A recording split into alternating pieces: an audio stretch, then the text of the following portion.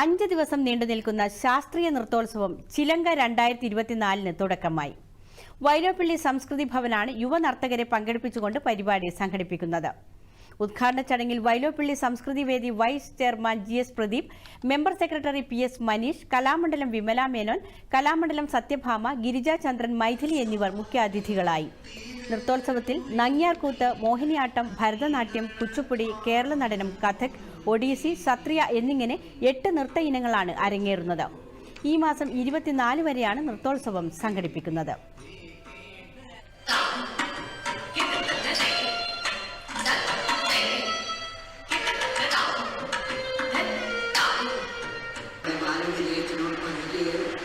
ഈ പറയുന്ന കുട്ടികളൊക്കെ 15 വയസ്സ് മുതൽ 40 വയസ്സ് വരെ അവാർഡ് കിട്ടിയില്ലെങ്കിൽ കൂടി അവർക്കും കൂടി ഒരു ചാൻസ് കിട്ടണം എന്ന് പറയും.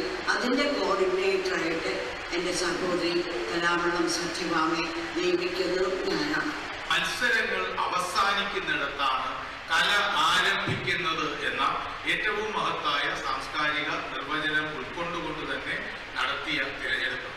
ഈ തെരഞ്ഞെടുപ്പിൽ വൈലോപ്പിള്ളി സംസ്കൃതി ഭവന്റെ വൈസ് ചെയർമാൻ എന്നുള്ള നിലയിൽ ഞാനും സെക്രട്ടറിയും തീരുമാനിച്ച് നിർദ്ദേശിച്ച ആദ്യ കണ്ടീഷൻ ഉപാധി തൊട്ടടുത്ത ദിവസങ്ങളിൽ നടന്ന ഗവൺമെന്റ് ഫെസ്റ്റിവലുകളിൽ, പ്രശസ്തമായ ഡാൻസ് ഫെസ്റ്റിവലുകളിലേക്ക്